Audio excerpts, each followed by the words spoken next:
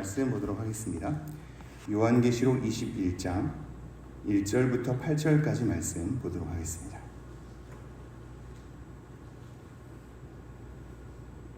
제가 다시 봉독해 드리겠습니다. 내용 잘 헤아려 주시면 감사하겠습니다. 또 내가 새 하늘과 새 땅을 보니 처음 하늘과 처음 땅이 없어졌고 바다도 다시 있지 않더라. 또 내가 보매 거룩한 성 새 예루살렘이 하나님께로부터 하늘에서 내려오니 그 준비한 것이 신부가 남편을 위하여 단장한 것 같더라. 내가 들으니 보좌에서 큰 음성이 나서 이르되 보라 하나님의 장막이 사람들과 함께 있으매 하나님이 그들과 함께 계시리니 그들은 하나님의 백성이 되고 하나님은 친히 그들과 함께 계셔서 모든 눈물을 그 눈에서 닦아주시니 다시는 사망이 없고 애통하는 것이나 곡하는 것이나 아픈 것이 다시 있지 아니하리니 처음 것들이 다 지나갔음이로라. 보좌에 앉으신 이가 이르시되 보라 내가 만물을 새롭게 하노라 하시고 또 이르시되 이 말은 신실하고 참되니 기록하라 하시고 또 내게 말씀하시되 이루었도다. 나는 알파와 오메가요 처음과 마지막이라. 내가 생명수 샘물을 목마른 자에게 값없이 주리니 이기는 자는 이것들을 상속으로 받으리라. 나는 그의 하나님이 되고 그는 내 아들이 되리라. 그러나 두려워하는 자들과 믿지 아니하는 자들과 흉악한 자들과 살인자들과 음행하는 자들과 점술가들과 우상 숭배의 자들과 거짓말하는 모든 자들은 불과 유황으로 타는 못에 던져지리니 이것이 둘째 사망이라. 아멘. 저희는 어제 곡과 마곡이라고 칭할 수 있는 하나님에 대한 적대적인 세력을 사탄이 다 모아서 함께 전쟁을 일으키는 것을 보았고 그 전쟁 가운데 당연히 사탄의 존재, 이 삼위일체를 모방하는 이 사탄이라는 용과 그리고 두 짐승, 하나는 짐승이요 하나는 거짓 선지자라고 표현할 수 있는 그 모든 자들이 불과 유황에 들어가는 것에 대해서 배웠습니다. 그들만이 아니라 그들을 추종하는 자들, 즉 하나님을 믿지 않는 자들, 이 하나님을 믿지 않는다라는 표현이 조금 되게 어떻게 보면 소극적인 표현일 수 있는데 하나님 믿지 않는 자들은 사실 사탄에게 속한 자요 하나님을 대적하는 자란 말이죠. 우리는 하나님을 믿지 않음으로써 뭔가 그들이 크게 죄악을 저지르지 않는 것처럼 뉘앙스가 들지 모르나 하나님께 속하지 않는 자는 사실상 사탄에게 속하는 겁니다.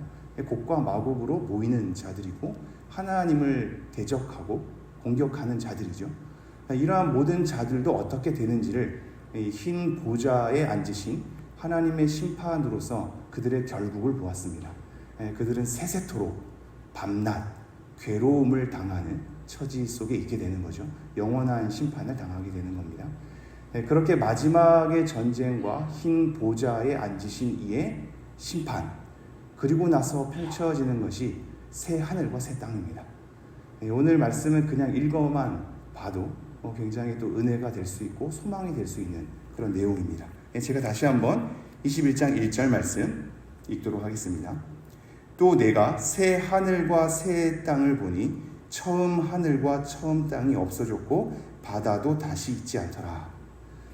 오늘 새 하늘과 새 땅에 대한 말씀이기 때문에 늘 이제 새벽에 오가는 길 속에서 이 하늘과 땅을 좀 바라보았습니다.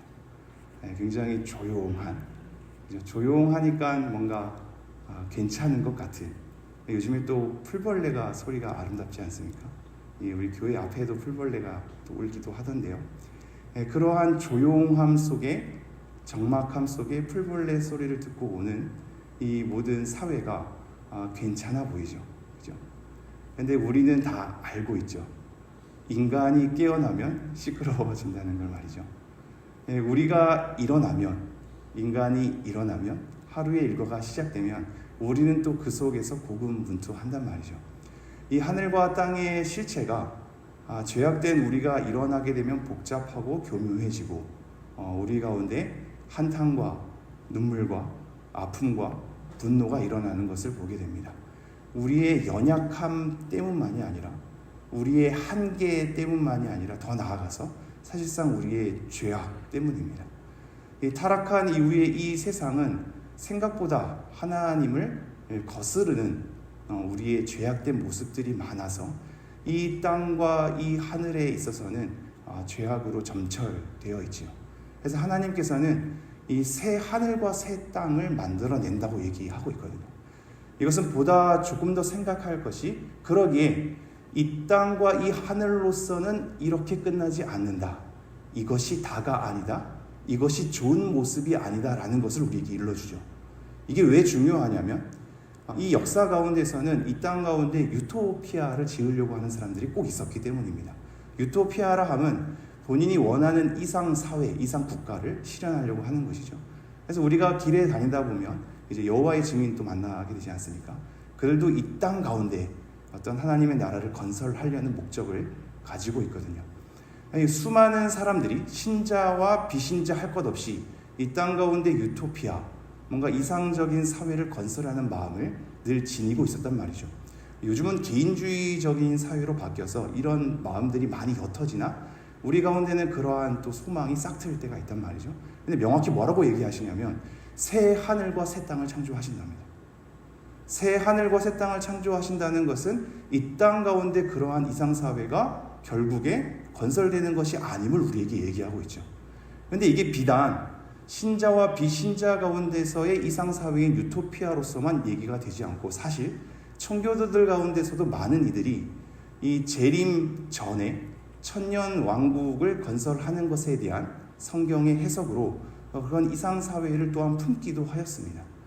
그들과 기존의 유토피아는 조금 또 다른 개념이긴 한데요. 어쨌든 그러한 성경 해석으로 말미암아 그런 태도를 가진 적도 있었죠. 근데 오늘 명확하게 이제 확인해야 될 것은 이 땅과 이 하늘은 지나가고 없어진다고 얘기하고 있죠. 그리고 하나님께서는 새 하늘과 새 땅을 우리에게 약속하셨습니다. 그것이 어떤 하늘과 땅이며 하나님께서 어떠한 마음을 가지고 우리에게 얘기하시는지 조금 더 들여다보기로 하죠. 다시 한번 1절. 또 내가 새 하늘과 새 땅을 보니 처음 하늘과 처음 땅이 없어졌고 바다도 다시 있지 않더라. 이사야서에서 보면 이 65장에 새 하늘과 새 땅을 창조한다라는 또 표현이 등장하기도 합니다. 그래서 이걸 가지고도 우리 안에서 이게 정말로 이전의 땅과 하늘과 무관한 완전한 새로운 창조를 얘기하는 것인가, 아니면 이 땅과 하늘에 대한 갱신을 얘기하는 것인가에 대한 여러 가지 또 논란도 있었습니다. 그러나 잘 들여다보면 이것이 무에서 유로서의 창조가 아니요, 이미 하나님께서 창조하신 이 땅과 이 하늘이 죄로 말미암아 부패해진 가운데 하나님께서 부패했기 때문에 완전히 이 모든 것을 없애버리고 새롭게 무에서 유로 창조한다기보다는 이 땅의 부패한 질서, 이 땅과 이 하늘에 대해서 온전히 다른 것으로 새 하늘과 새 땅을 만들어 내신다고 얘기하고 있습니다. 이 표현이 이제 중요한데요. 어떻게 보면 기존의 땅과 하늘과 전혀 무관하고 상관없이 새 하늘과 새 땅이 창조되기보다는 연속성과 비연속성이 있습니다. 마치 우리 육체의 부활이 그러하듯 말이죠. 예수님의 육체가 부활했을 때에도 그 이전의 육체와 연속성이 있고 비연속성이 있듯이 우리의 육체도 이전과 연속성이 있고 비연속성이 있단 말이죠. 마찬가지로 새 하늘과 새 땅도 기존에 하나님께서 창조하신 창조물과 연속성이 있고 비연속성이 있습니다. 하나님이 창조하신 걸 이 사탄의 무리와 우리의 죄악된 무리 때문에 그냥 다 외면하지 않는단 말이죠. 갱신해서 정말로 질적으로 완전 다른, 성질과 내용이 완전 다른, 정말로 이전과는 비교할 수 없는, 이전의 한계, 죄를 저지르며 무너지는 그러한 구조가 아니라 절대의 죄가 이제 일어나지 않는, 그래서 무너지지 않는 새 하늘과 새 땅으로서 우리에게 약속하는 대목입니다. 그러므로 이렇게 표현하죠. 처음 하늘과 처음 땅이 없어졌다. 이게 4절 끝에 가면 다 지나갔음이러라, 이제 동일한 단어입니다. 지나간 거란 말이죠. 이 표현도 이제 의미가 있지 않습니까? 이것이 지나가야 합니다. 없는 것이 아니라 지나가야 완성이 오는 거죠. 처음 하늘과 처음 땅이 없어졌고, 즉 지나갔고 바다도 다시 있지 않더라. 2절. 또 내가 보매 거룩한 성 새 예루살렘이 하나님께로부터 하늘에서 내려오니 그 준비한 것이 신부가 남편을 위하여 단장한 것 같더라. 이게 사실 너무 은혜로운 장면인데요. 하나님께서는 새 하늘과 새 땅, 이 전 우주적인 하나님이 창조한 이 세계에 대한 온전한 새롭게 하심에 대한 완성으로서 펼쳐지는데, 그 다음에 바로 얘기하는 게 뭐냐면 거룩한 성 예루살렘입니다. 거룩한 성 예루살렘은 교회를 얘기하거든요. 하나님의 백성을 얘기합니다. 새 하늘과 새 땅을 말하는 동시에 그 중심은 어디에 놓여 있냐면 교회에 놓여 있죠. 하나님께서는 줄곧 그러하였습니다. 요한계시 2장 3장에서 펼쳐지는 것은 교회에 관한 것이었습니다. 하나님께서 어제 본문에 이 사랑하시는 성이라는 표현도 쓰지 않았습니까? 지금도 거룩한 성 새 예루살렘입니다. 이게 재미있는 게 18장에 보면 바벨론이 등장하지 않습니까? 근데 바벨론은 큰 성 바벨론 이렇게 등장하거든요. 큰 성 바벨론. 악의 무리는 크다라는 것이 위력이 있고 괜찮은 것으로 평가되겠지만 하나님께서 보시기에는 크고 작은 것보다도 중요한 건 거룩하다는 것이죠. 거룩한 성 예루살렘이 내려온답니다. 하나님의 백성에 대한 특징을 크다라는 바벨론식으로 표현하지 않고 거룩한 성 새 예루살렘이 하나님께로부터 기원과 출처를 얘기하고 있죠. 하나님께로부터 하늘에서 내려오니 그 준비한 것이 신부가 남편을 위하여 단장한 것 같더라. 이런 비유의 표현들도 굉장히 은혜롭습니다. 우리를 백성 삼으신, 우리를 자녀 삼으신, 우리를 하나님의 사람으로 삼으신 이 표현과 관계도 되게 은혜롭거든요. 근데 우리를 또한 이제 아들로, 딸로 부르기도 하지 않습니까? 근데 그리스도와 한 몸이라고 얘기도 하는 동시에 지금 신부된 교회에 대한 표현도 쓰거든요. 결혼에 대한 표현으로, 이 부모와 자녀에 대한 표현으로, 또는 한 몸으로서 우리를 다양하게 표현하고 있단 말이죠. 그러한 우리의 모습이 어떠냐면 준비한 것이 신부가 남편을 위하여 단장한 것 같더라 이렇게 얘기하고 있습니다. 하나님께로부터 내려와서 하나님께 속해 있는 자가 거룩함을 띠고 이제 신부가 단장한 것처럼 아름다운 모습으로, 기대가 찬 모습으로 이제 그 걸음을 걷는 모습으로 나오는 거죠. 3절입니다. 내가 들으니 보좌에서 큰 음성이 나서 이르되 보라 하나님의 장막이 사람들과 함께 있으매 하나님이 그들과 함께 계시리니 그들은 하나님의 백성이 되고 하나님은 친히 그들과 함께 계셔서. 우리는 이미 임마누엘의 하나님을 우리는 믿고 있고 신뢰하고 있고 우리와 함께 있다는 걸 우리는 알고 있죠. 근데 이 땅은 연약하고 죄가 많고 우리가 하나님을 외면하기도 하고 십자가의 길을 쫓지 않기도 하는 불완전한 상황 속에서의 함께함이라 하나님께서 함께 하신다는 것에 대한 그 친밀함, 그 교제, 그 위대함, 그 거룩함, 하나님의 그 사랑하심을 우리는 잘 체감하지 못하거든요. 이 말씀을 따라서 우리는 또 믿고 그냥 고백하는 거죠. 근데 이것을 정말로 체감할 수 있는, 정말로 얼굴과 얼굴을 대하여 볼 수 있는, 우리는 지금 너무나 하나님을 몰라서 우리가 실수하곤 하나 하나님께서 우리를 아는 것처럼 알게 되는 그날에 대한 친밀함으로, 사랑함으로 우리와 함께 계신답니다. 이 함께 계신다는 것은 정말 어마어마한 일이거든요. 우리에게 정말로 다가오셔서 이제는 우리가 이해할 수 있는 그러한 관계로서 충분히 사랑하시며 우리에게 기쁨을 주시는 거죠. 우리와 함께 우리의 마음을 만지시며 우리를 이해하시는 하나님을 우리 또한 그렇게 알 수 있는 관계로서 하나님께서 함께 하신답니다. 그러면서 뭐라고 얘기하냐면 그들은 하나님의 백성이 되고 하나님은 친히 그들과 함께 계셔서. 이게 구약 내내 등장하는 언약의 내용이거든요. 레위기에서부터도 줄곧 등장합니다.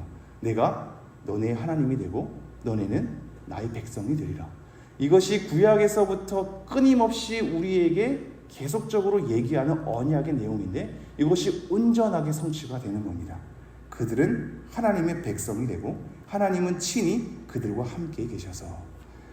이것이 새하늘과 새 땅 가운데 거룩한 새 예루살렘에게 허락된 은혜랍니다. 이것을 우리가 고대해야겠죠. 저는 정말 고대가 되거든요. 그러면서 4절 이렇게 얘기하죠.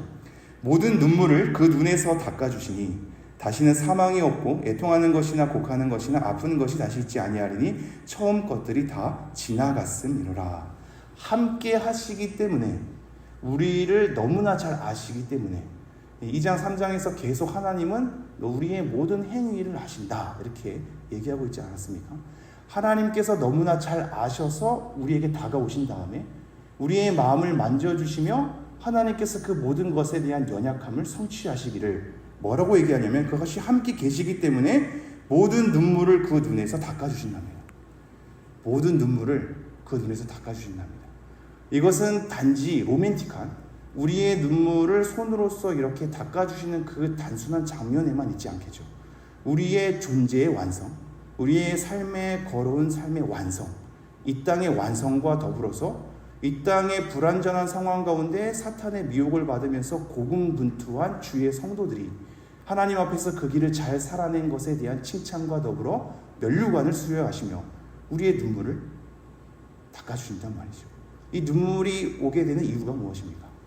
우리는 여전히 죽음 앞에 우리의 막막함과 어려움을 직면하기도 하고 그것에 대한 공포와 불안감을 가지고 있으며 죽음이 가지고 오는 슬픔 가운데 우리는 지배될 때가 많죠. 그래서 그 모든 사망이, 그 모든 애통이, 모든 곡하는 것이, 그리고 우리가 아픈 것이, 육신의 아픔은 피할 수 없기에 아픔이 오면서 신앙적으로도 쇠약해지는 것만 같은 우리의 모습을 우리는 확인하거든요. 허망해지고 우리가 어떻게 살았나가 후회되기도 하고 잘 사는 것은 맞는지가 불안해지기도 하고 우리는 숱한 이 한계 속에 놓여 있습니다. 이것 때문에 눈물이 지어지기도 하고 그 속에서의 고통과 오해와 억울함과 그 속에서 사람들에 대한 비방과 고소와 조롱을 다 우리는 감내하면서 살아가야 된단 말입니다. 이것을 아무도 알아주는 이 없죠. 가족도 알아줄 수 없습니다. 자기 자신도 자기를 잘 모르거든요. 자기도 잘 모르죠. 하나님께서 그걸 아셔서 그것으로부터 오게 되는 눈물을 닦아주신답니다. 이것이 우리에게 허락된 새하늘과 새 땅, 새 예루살렘에 대한 모든 특징과 모습이라고 우리에게 약속하고 있습니다. 그러면서 5절 이렇게 얘기하죠. 보좌에 앉으신 이가 이르시되 보라 내가 만물을 새롭게 하노라 하시고 또 이르시되 이 말은 신실하고 참되니 기록하라 하시고 하나님의 말씀은 신실하지 않고 참되지 않은 것이 없습니다. 우리가 그 이해를 따라가지 못해서 그렇지 하나님은 항상 신실하며 항상 참되시거든요. 그 모든 말씀에 대해서 기록하라 할 만큼 그것이 기필코 이루어지리라고 우리에게 얘기하고 있는 거죠.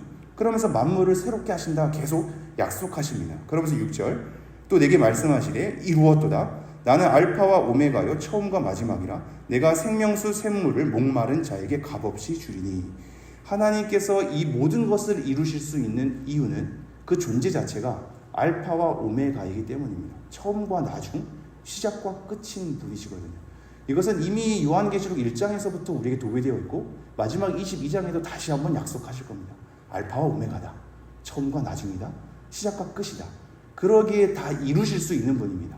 예수님께서 십자가의 모든 구속의 사역을 다 이루셨다고 얘기하듯이 물론 그것과는 다른 단어이지만 그것을 넘어서서 전 세계 전 우주적인 하나님의 통치와 지배와 다스리심을 기필코 다 이루시겠다고 약속하시며 그 모든 이루시게 되는 근원에 대해서 본인의 존재가 그 일하심이 알파와 오메가 처음과 나중 시작과 끝이기 때문입니다.